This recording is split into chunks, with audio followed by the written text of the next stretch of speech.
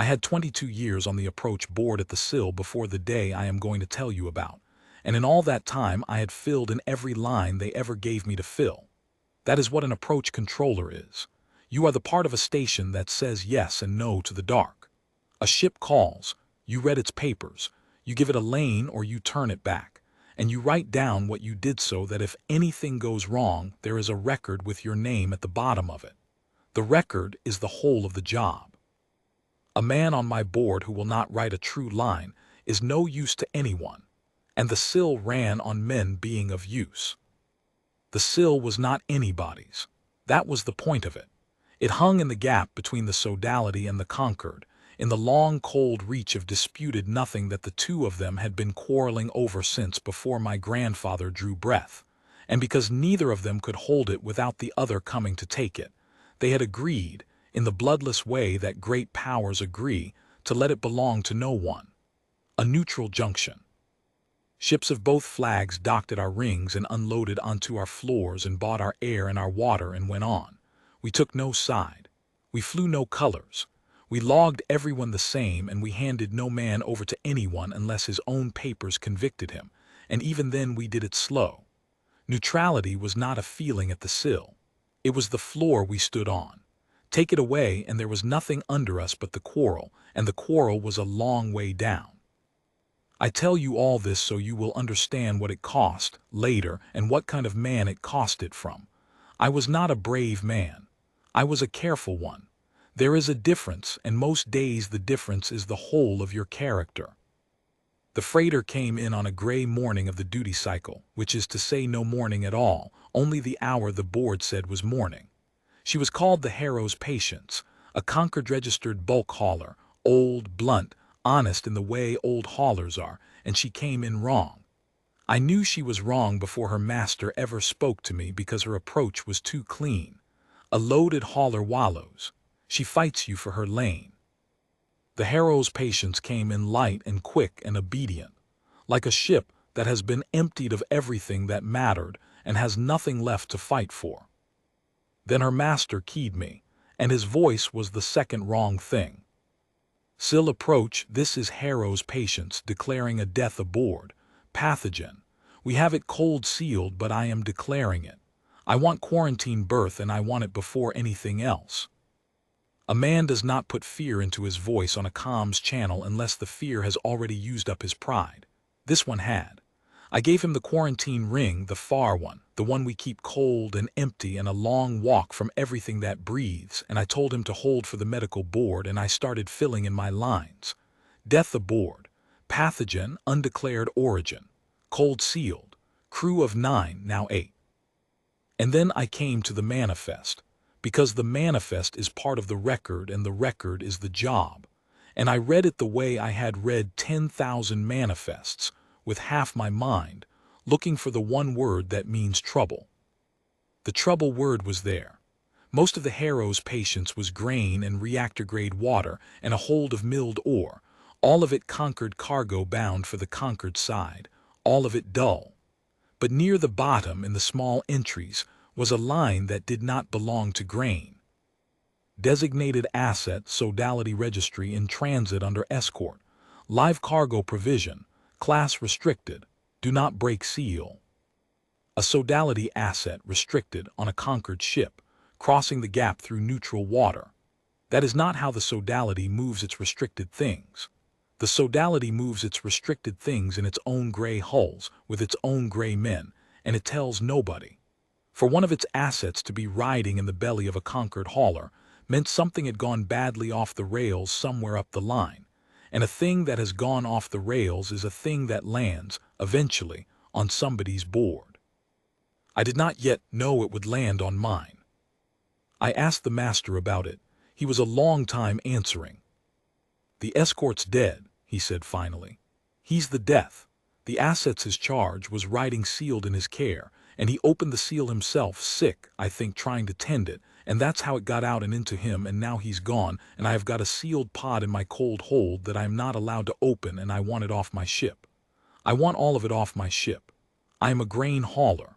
I took the contract because the money was stupid, and now a man is dead and I want to go home. Hold, I told him. for the medical board, and I keyed the medical board, and I keyed the sodality liaison because an asset of theirs was involved and the rules said I must. And then I did the thing that the rules did not require, and that I have thought about every day since. I sent a quiet line to the dock floor, to the freight hands who would have to do the actual handling of whatever came off that ship, and I flagged the live cargo entry, and I asked who was on shift to take it. The man who answered was Coyle. I knew Coyle the way you know any of the fixtures of a place you have worked for 2 decades. He was a freight hand, mid-shift, mid-life, a wide, quiet man with hands that had been broken and set so many times they did not close all the way anymore. He had come to the sill from somewhere he never named, owned nothing but a berth and a kit, took the cargo nobody wanted because the cargo nobody wanted paid a half credit more, and he had a way of looking at a thing that needed lifting and lifting it that I had always taken for stupidity until the day it turned out to be the opposite. He was not a clever man. I want to be honest about that, because what he did was not a clever thing. It was a plain thing, and the plainness of it is the part I cannot get past. He took the live cargo job. He suited for the cold ring and he went out to the Harrow's patients alone, because the medical board would not let anyone go with him into a pathogen hold, and he found the pod in the dark of the cold hold where a dead man had last touched it, and the rules said he was to read the seal, confirm the class, and hold for the sodality liaison without breaking it. He broke it. I know he broke it because I had his suit channel open on my board, because I am a careful man and a careful man keeps the channel open, and I heard the whole of it. I heard the cold hold's hum. I heard him reading the seal aloud, designated asset, do not break, in that flat voice of his. And then I heard a long quiet, and then I heard him say, not to me, not to anyone, in a voice I had never heard him use, oh, you're cold, hold on now. And then the small sound. I will not pretend I knew what it was at first. It was a thin sound, 2 notes, like a reed instrument played by someone with no breath left, and it came up his open channel out of that dead cold hold, and the hair stood up on my arms before my mind had caught up to my body, because the body knows some things faster than the mind permits. It was a child. There was a child in the pod, and she was making the sound a child makes when she has been alone in the cold and the dark longer than she has words for, and a man has finally come, and she does not know yet whether he is one more cold thing or a warm one. Coyle decided that for her. He came back across to the dock floor carrying the pod against his chest the whole way, which is against every handling rule we have, and when the medical board met him at the lock and started in about protocol, he set the pod down on the floor and opened it the rest of the way in front of all of them, and there she was. I have looked at a great many things across a great many years of screens, and I had never looked at anything like her. She was small. I will not give you a measure. She was small the way a thing is small that you want to put your whole hand around to keep the world off it. Her skin was a pale silver gray, the gray of the inside of a shell, and it was faintly clear, so that under it at the throat there was a light, a soft, cool glow that brightened and dimmed as she breathed, like something alive that had been folded up inside her. Her eyes were too big and very dark, and they were full of the cold she had been left in. Her fingers were long and thin, and there was a fine webbing between them. She had pointed ears, and she had a tuft of pale hair gone stiff with cold, and she wore a thin gray shift with a registry mark stamped on the collar where a child's name should be. And the light at her throat, when Coyle crouched down to her level on the dock floor, he crouched. He did not stand over her. I have thought about that too. The light at her throat went from cold and faint to something steadier, and she stopped making the reed sound, and she looked at him, and that was the whole of it. That was the entire crime. A child looked at a man, and the man looked back, and after that there was no version of events in which he handed her to anyone. The medical board cleared her in an hour. Whatever had killed the escort she did not carry. Her people, it turned out, were the carrier's cure as often as its source, which is a part of why the sodality prized them, though I did not learn that until later. So she was clean and she was small and she was on my board as a designated asset, sodality registry, restricted, do not break seal, seal already broken, escort deceased. And Coyle took her to his berth. He did it without asking me or anyone. He carried her down off the dock floor and through the rings to the cheap berths where the freight hands slept, and he put her in his own bunk and he sat on the floor beside it. And when his shift master came to tell him he could not do that the asset had to be held in secure cargo pending the sodality liaison, Coyle looked up at him with those hands that did not close all the way and said, "She's not cargo. Look at her. She's a kid. I'm not putting a kid in a cargo cage." And the shift master, who was not a brave man either, went away and brought the problem to me, because everything at the sill that nobody wanted to own came, in the end, to the board. Here is where a careful man does the careful thing. The careful thing was clear and the careful thing was simple. I had a manifest entry. I had a registry class.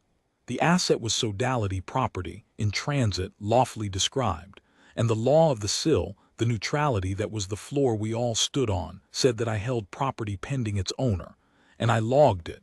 And I did not let one of my freight hands carry a great power's restricted asset off to his bunk like a found cat.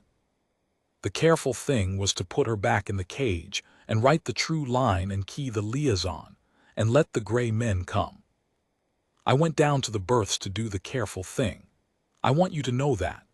I went down there to put a child back in a cage, and I had my reasons, and my reasons were good, and they were the reasons of a careful man. And if I had done it, no one at the sill would ever have blamed me for a single hour of it. Coyle was sitting on the floor by the bunk. The child was asleep or near it, the throat light slow and soft. He had given her water in a cup and he had taken his own coat and folded it under her. And on the floor beside him was a heel of bread off his own ration that he had clearly offered her, and that she had not eaten, and he had not pushed it. He had just left it there in case, which is a thing I noticed and have never forgotten, that he did not make her eat to prove she was grateful. He just put the food where her hand could find it and turned his attention to keeping her warm instead. He did not get up when I came in. He looked at me the way he looked at a thing that needed lifting. "You're going to tell me she's not mine," he said. "She's not yours, Coyle. She's not anybody's. She's a registered asset and she belongs to the sodality and they are going to come for her and I am going to have to hand her over. And the cleaner we keep this, the better it goes for her. Do you understand me? If they come and find their property has been carried around the station and bedded down with the staff, that goes harder on her, not on you." "What do they want her for?" he said. It was not a question. It was a thing he was making me say. I did not answer right away. I knew the answer by then. The liaison had told me, in the flat pleased way the sodality told you things it was proud of, while I waited for the cutter. Her people felt the shape of a jump. That is the only way I know to say it. Where a navigator reads a chart and a computer runs the figures, her people simply knew in the body, the way you know which way is down, the safe path through the broken places where the figures fail and the charts run out. It is the rarest thing in the dark, and the sodality had learned, generations back, that the knowing came clearest in the children, before they grew into the dullness of words. And so the sodality took the children and seated them in the navigation cradles of its gray hulls, and let them feel the shape of the jumps until they were used up, which did not take long, and then it took more children. She was not a person to them. She was an instrument that happened to be alive, and the liaison had used exactly that word, instrument, with no more weight than you would give to a wrench. I did not want to say it to Coyle. I said it. He listened to all of it without moving. When I was done, he looked down at the sleeping child and the light moving slow in her throat, and he said, "No." "Coyle." "No," he said again, and it was not loud, and that was the terrible thing about it. I had braced for a man shouting, and what I got was a man who had simply arrived at the far edge of himself and set his feet. I have done what I was told my whole life. I have carried what they put in front of me, and I have not asked what was in the crates, because asking is how you lose the half credit. I'm not asking now either. I know what's in the crate. I opened it. It's a kid and they want to put her in a chair and use her up, and you want me to hand her over and write it down neat so it goes easy. No. Write down whatever you want. I'm not handing her over. They will come and take her, I said. There is a cutter on the way. You cannot stop a cutter, Coil. I cannot stop a cutter. The whole of the sill cannot stop a cutter. Then they can take her out of my hands, he said. But they're going to have to do it where everybody can watch. I went back up to the board. I want to be honest about the next part, because it is the part where I was still the careful man, and the careful man was right up until the moment he was wrong. I keyed the sodality liaison and I confirmed the asset was held at the sill pending retrieval, and I gave the true description and I logged it all in clean, true lines. And I told myself that this was the kindest thing, that the cutter would come and the gray men would take her, and it would be terrible and it would not be my doing. My hands would be clean, my lines would be true, and the floor would still be under us. Neutrality. The floor. I told myself the floor was the kindest thing of all because it was the thing that kept the quarrel from coming down on everyone, on the thousands who lived at the sill, on the children of those thousands, and what was one child of a far people against all of that. And these are the arguments of a careful man, and I made every one of them to myself, and they were all true, and I have never despised anything the way I came to despise being right. The cutter was called the Indenture. She came in 2 days later, and she did not wallow, and she did not fight her lane, and she did not call me with fear in her voice. She called me with nothing in her voice at all. The sodality does not put feeling on a channel. A proctor named Vire spoke to me, and a proctor is a gray officer of the retrieval branch, which is the branch that goes out into the disputed dark and brings the sodality's things home. And Vire spoke to me, the way the tide speaks to a sea wall, with no anger and no haste and the entire weight of the ocean behind it. Sill approach. Indenture, sodality retrieval in lawful pursuit of registered property held at your station under writ. We will dock at your secure ring, we will receive the asset, we will depart. Confirm the asset is held intact. Indenture, the asset is held, I said. Be advised there has been a complication of handling. The asset is in the care of station staff. There is no harm to it. There is a question of. There is no question, Vire said. The asset is property under writ. Care is not at issue. Possession is at issue. Confirm you will deliver it at the ring.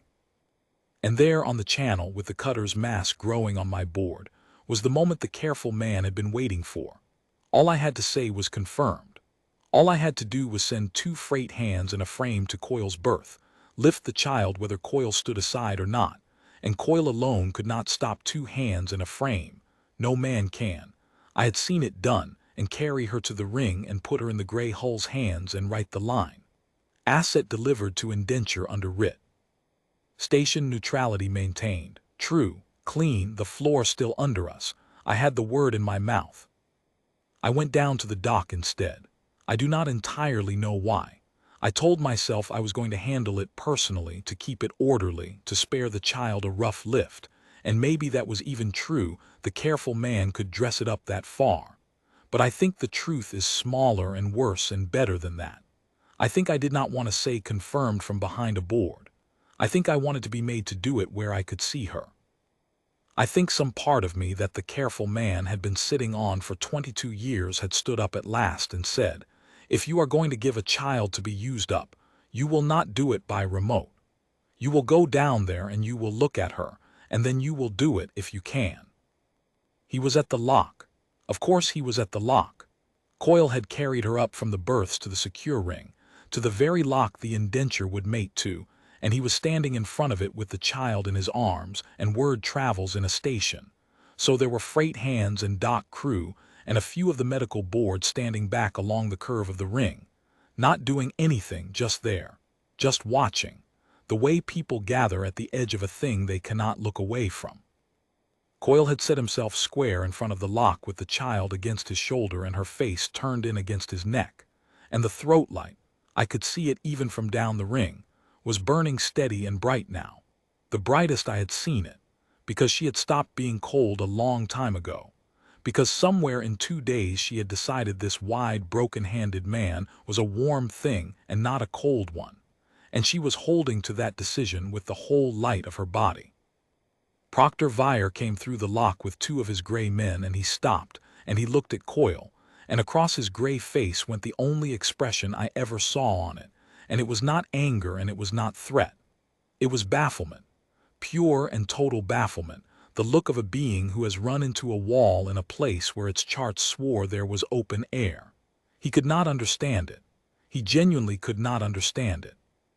To Vire, what stood in front of the lock was a station laborer holding an instrument, and the laborer would not put the instrument down, and there was no entry in any writ he carried for that, because in all the sodality's long gray law, it had never once occurred to anyone that a man would stand in front of a warship over a thing that was not even his own kind, a thing he had owned for 2 days, a thing that could do nothing for him, a thing that was, by every measure the sodality had, worthless to him entirely.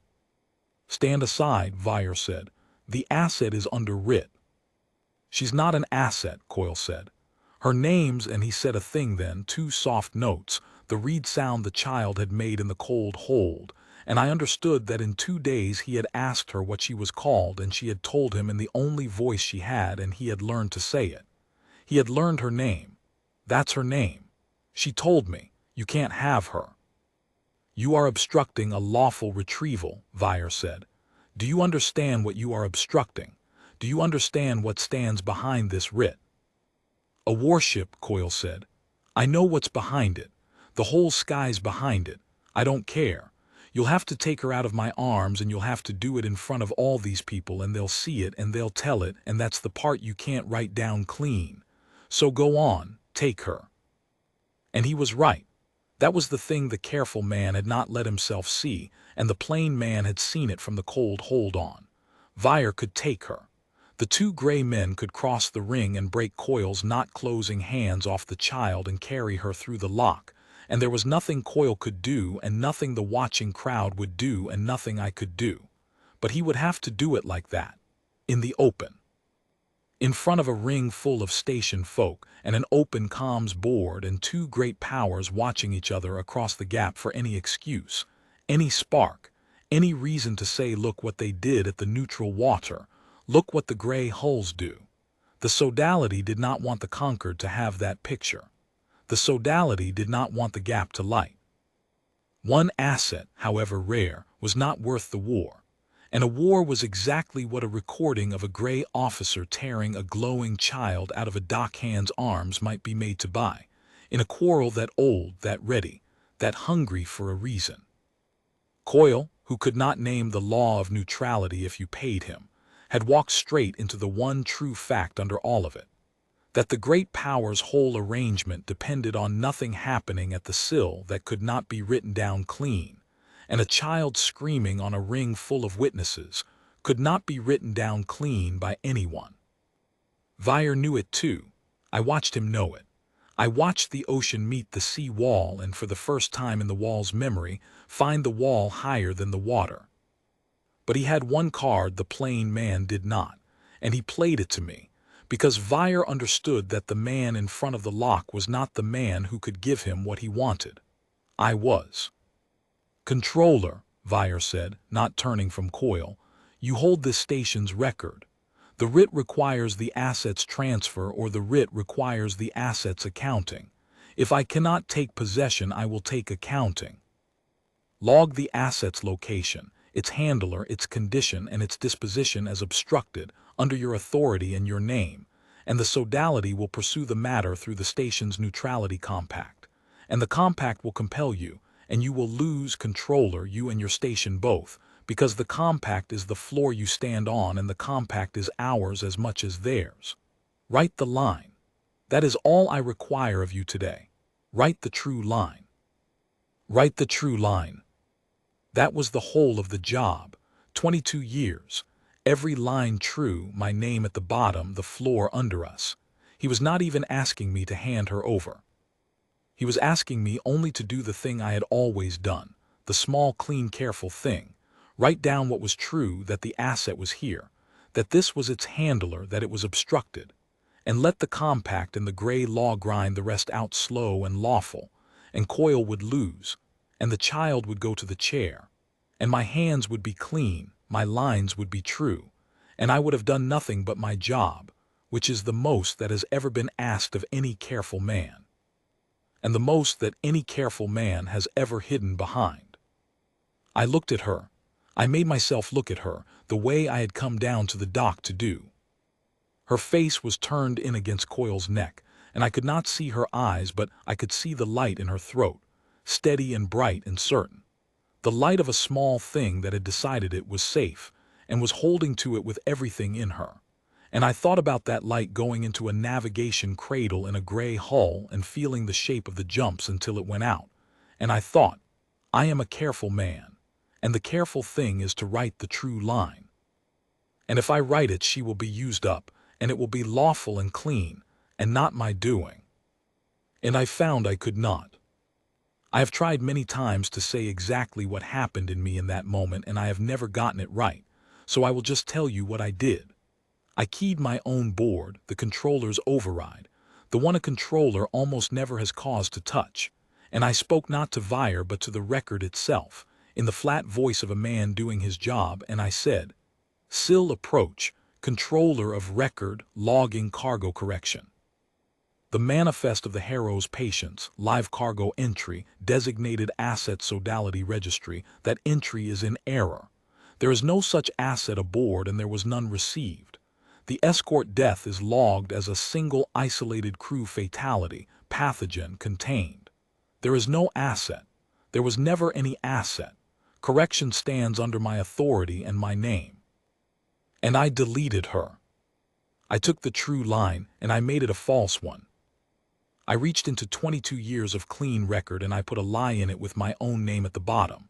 And the lie said the child did not exist, had never come aboard, had never been received at the sill, was not here and never had been, so that there was nothing for Vire's writ to point at, no asset, no accounting, no obstruction, no line, because you cannot retrieve or compel or pursue through any compact in the dark, a thing that the record says was never there at all. The writ was for a designated asset. There was no designated asset. There was only a clerical error on a grain hauler, now corrected, and a freight hand at the sill who had taken in some small orphaned creature off a dead man's ship, which the station's own folk did all the time, and which was nobody's business and no power's property, and not on any manifest anywhere in the dark. The ring was very quiet. Vire turned from Coil then and looked at me, and the bafflement was gone and something else was in its place, something colder and more exact, the look of a being who has understood precisely what has been done to him and precisely that it cannot be undone, because a proctor's whole power runs through the record, and I held the record, and I had just told the record that his quarry was smoke. "That is a false entry, controller," he said. "It is my entry," I said. "Under my authority and my name. The sill's record is the sill's, proctor. That is the compact. You said it yourself. It is the floor we stand on. There is no asset. Take it up with the compact if you like. The compact will ask me and I will tell it what I have logged, and there is nothing to retrieve, and you will lose because there is nothing there." He stood a moment longer. I think he was deciding whether to take her anyway, by force, writ or no writ, record or no record, and damn the witnesses and the gap and the war. And for that moment the floor really was gone, and we were all of us standing over the long drop with nothing under us. And then he did not. A proctor of the retrieval branch is, before anything else, an instrument of the sodality's interest. And the sodality's interest was not served by lighting the gap over a thing that the neutral water now swore did not exist. He turned and went back through the lock, and the two gray men went after him, and the indenture unmated from the ring and pulled back into the dark, and she did not call me again. I cleared her a lane out. That was the last false thing I did that day, and the smallest, and I have never regretted it for an instant. The Harrow's patience was leaving too, fixed and fumigated and desperate to be gone, bound back to the conquered side. And a Concord grain hauler can carry a great many things in her holds that are nobody's business, and one small gray-skinned passenger with a throat full of soft light, traveling under no name and no registry and no manifest line at all. In the care of a wide, broken-handed freight hand who had quit his berth at the sill that same hour and signed onto the hauler's crew for the price of his passage, was the easiest cargo that ship ever carried. I gave them a clean lane and a fast one, out toward the Concord Deep where the Sodality's writs ran thin, and I watched the Harrow's patience take it, and I logged her departure, and where the form asked for passengers and cargo of note I wrote none, and that was the last false line, and then I was done. I never saw the child again. I never saw Coyle again either.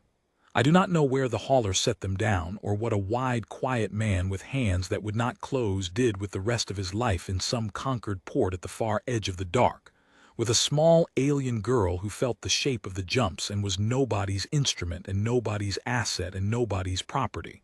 Only a child, only his. I like to think it was dull. I like to think nothing happened to them worth a single line in any record anywhere. That is the best fortune I know how to wish on anyone, to live so far below the notice of the great powers that no one ever needs to write you down. They put me up for review, of course. A controller's record is audited, and an audit found the correction, and the correction did not hold up to anyone who looked hard, and they asked me to account for the line where I had written that a thing was not there which had plainly been there. I told them it was an error of my own, a confusion in the handling, that I had believed the asset entry to be a duplication of the crew manifest, and had cleared it in good faith and only later understood my mistake.